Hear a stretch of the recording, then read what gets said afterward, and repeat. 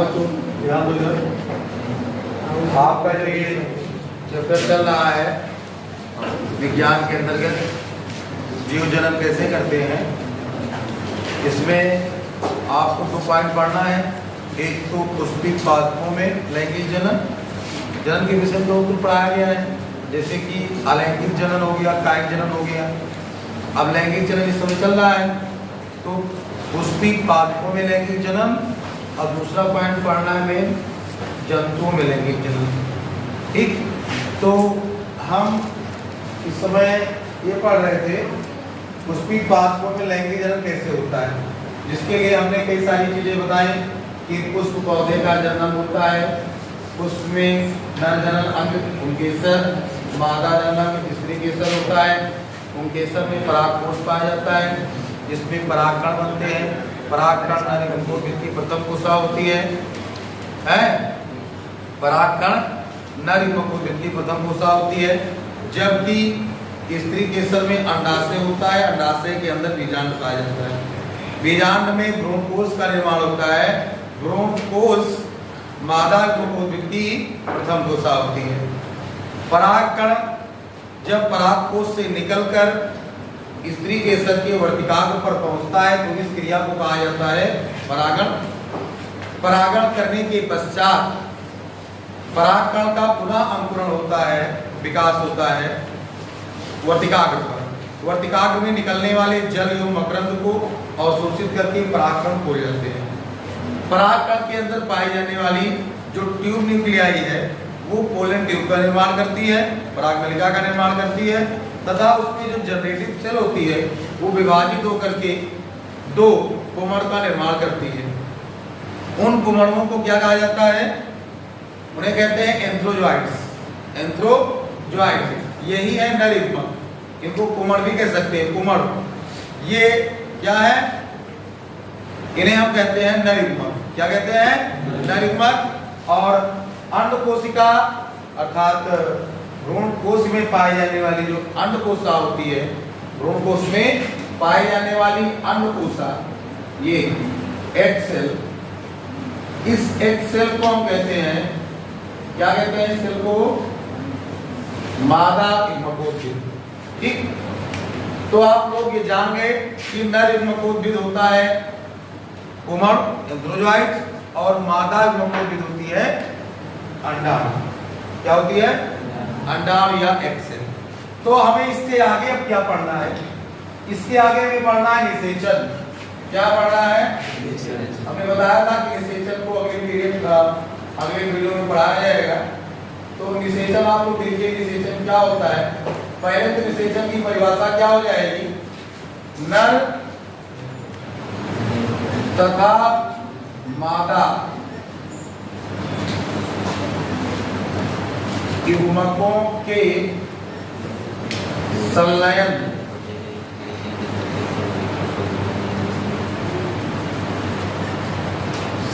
की प्रक्रिया निषेचन कहलाती है।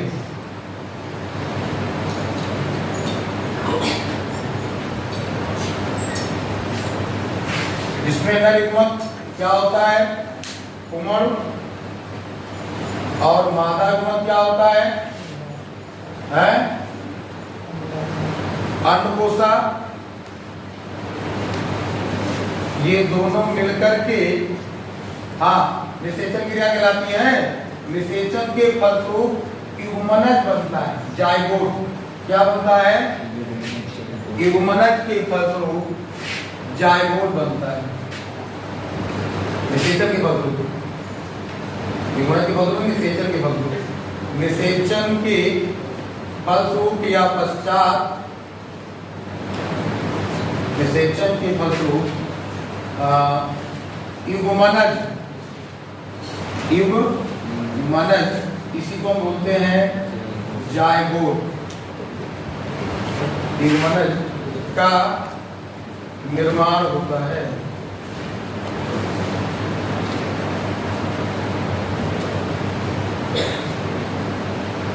तो नर युग्मक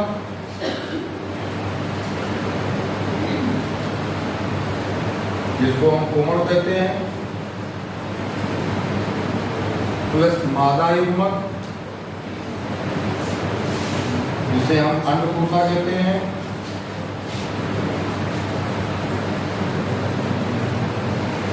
ये दोनों जब जुड़ते हैं तो बनता है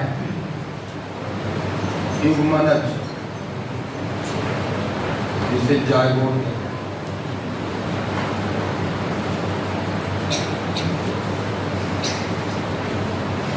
और यही जायगोट आगे चल करके भ्रूण बनाता है। क्या बनाता है? भ्रूण। और इसी भ्रूण से फिर पादप कोशिकाओं में बीज का निर्माण होता है। ठीक, युग्मनज से क्या बनता है? युग्मनज से भ्रूण बनता है और भ्रूण से बीज का निर्माण होता है। नोट कर लीजिए इसको। तो ये निषेचन की परिभाषा हो गई। अब आवृतबीजी या पुष्पी पौधों में निषेचन की क्रिया कैसे होती है इसको भी देखना है। ठीक, तो इसे समझने के लिए देखिए हम चित्र बना रहे हैं। चित्र में समझिए निषेचन कैसे होता है।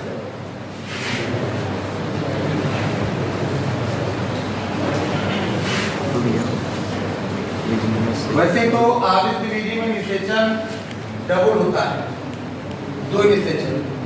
क्या होता है? दो निषेचन। क्यों? क्योंकि यहाँ पर निषेचन की क्रिया दो बार होती है। ध्यान दीजिए कैसे होती है। ये आपका रहा भ्रूणकोश। भ्रूणकोश में 3 कोशिकाएं होती हैं ऊपर की ओर। इन तीनों कोशिकाओं को क्या कहते हैं? प्रतिमुख कोशिका। क्या कहते हैं? प्रतिमुख कोशिका कहते हैं। बीच में एक कोशिका होती है जिसमें 2 केंद्रक होते हैं, इसको द्वितीयक केंद्रक बोलते हैं। क्या बोलते हैं? द्वितीयक केंद्रक। नीचे की ओर एक बड़ी कोशिका होती है और उसके बगल में 2 छोटी कोशिकाएं होती हैं। इन दोनों छोटी कोशिकाओं को सहायक कोशिका कहा जाता है।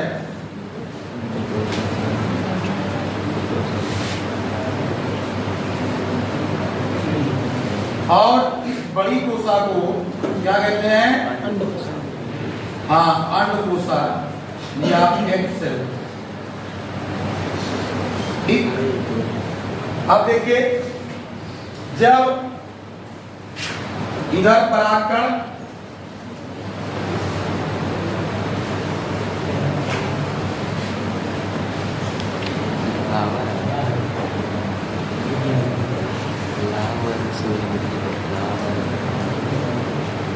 ये परागकण है। परागकण में एक होती है ट्यूब न्यूक्लियाई और एक होती है जनरेटिव न्यूक्लियाई। जब ये परागकण उड़ करके कहाँ पड़ता है? वर्तिकाग्र के पर आता है, स्त्री केसर के वर्तिकाग्र पर। तो इस क्रिया को परागण कहते हैं। तुम्हें यहाँ परागण नहीं समझना, हमें क्या समझना है? निषेचन। परागकण वर्तिकाग्र पर जब पहुंच जाता है तो वो वर्तिकाग्र से म्यूकस, जल, मकरंद आदि को अवशोषित करता है और अंकुरित होता है। क्या होता है? अंकुरित।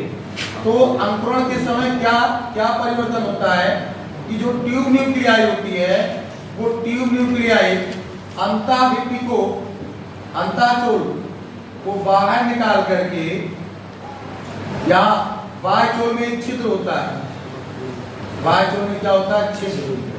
तो बाह्यचोल के छिद्र से ये अंताचोल बाहर की ओर निकल कर एक संरचना बनाती है नलिकाकार, उसे पराग नलिका कहते हैं। पराग नलिका, पराग नलिका। और ये जो जनरेटिव सेल होती है, ये जनरेटिव सेल समसूत्र विभाजन करके द्विकासावीय, जिसमें 2 कासाविकाएं पाई जाती हैं, द्विकासाविकी दो एंथ्रोजोइट अर्थात कुमड़ का निर्माण कर लेती है। ठीक, अब इधर ये पराग नलिका वर्तिका से होते हुए, कहां से? वर्तिका से होते हुए बढ़ती और बढ़ करके बीजांड के बीजांड द्वार से होते हुए बीजांड द्वार से प्रवेश करते हुए कहाँ पहुंचती है? ये पहुंचती है भ्रूण कोश में। और भ्रूण कोश की जो सहायक कोशिकाएं हैं वो पराग नलिका को अंदर आने में सहायता करती है। पराग नलिका जो इसी सहायक कोशिका के माध्यम से कहाँ पहुंच जाती है? भ्रूण कोश के अंदर। जब भ्रूण कोश के अंदर पहुंचती है तो ये तो या फट जाती है या इसके दो भाग बन जाते हैं।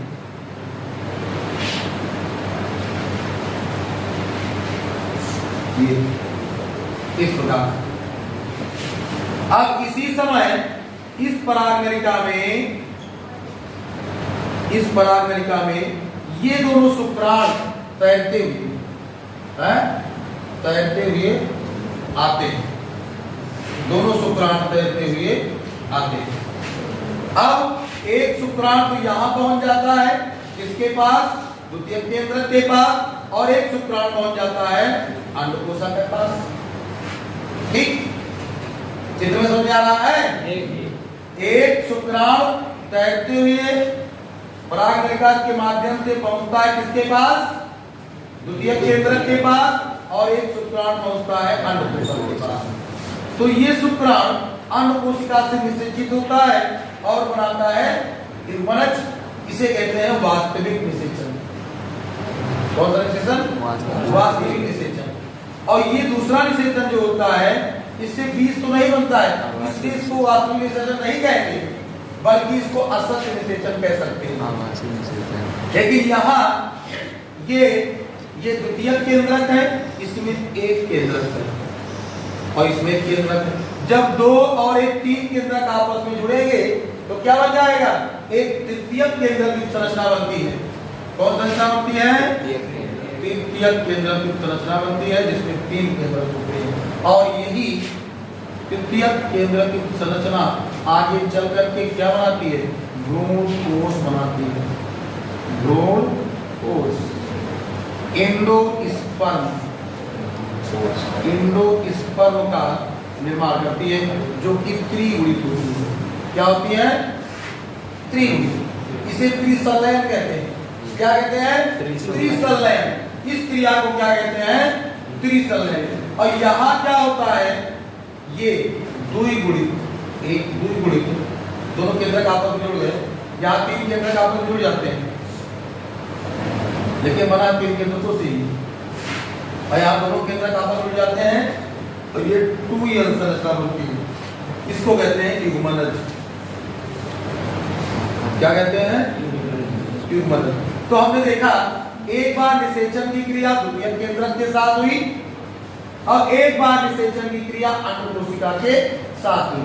तो निषेचन कितनी बार हुआ? दो बार हुआ। इसलिए यहाँ पर निषेचन आवृत्तबीजी पौधों में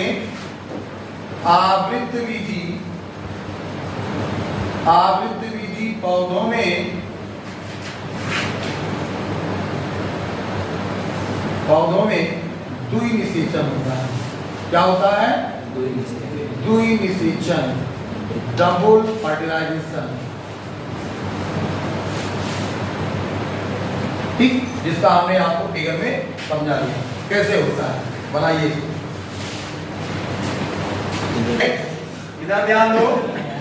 निषेचन की एक पूरी प्रक्रिया हो गई। आवृत्तबीजी पौधों में डबल फर्टिलाइजेशन होता है। एक बार निषेचन के फलस्वरूप तृतीय केंद्रक युक्त भ्रूणकोश बनता है या भ्रूणकोश बने हुए भ्रूण का पोषण करता है। और जो ये भ्रूण है, भ्रूण का निर्माण कैसे होता है? यहाँ जो शुक्राणु आता है, एक शुक्राणु अंडकोशा को निषेचित करके क्या बनाता है? युग्मनज। इस युग्मनज में विभाजन होता है जिससे भ्रूण बनता है, भ्रूण से बीज बनता है। तो आप देखेंगे आगे निषेचन के पश्चात होने वाले परिवर्तन। देखिए पॉइंट, निषेचन के पश्चात कौन कौन से परिवर्तन पुष्प में होते हैं? पुष्प में परिवर्तन है।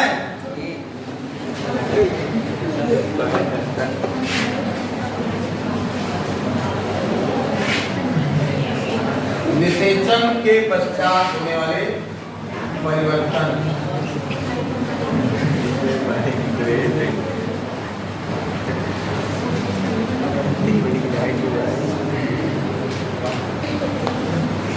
कहाँ? पुष्प में।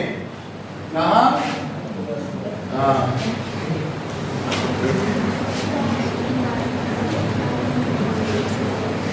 तो देखिए क्या होता है कि निषेचन क्रिया जब पूर्ण हो जाती है, इधर युग्मनज का निर्माण हो जाता है और भ्रूणकोश का निर्माण हो जाता है।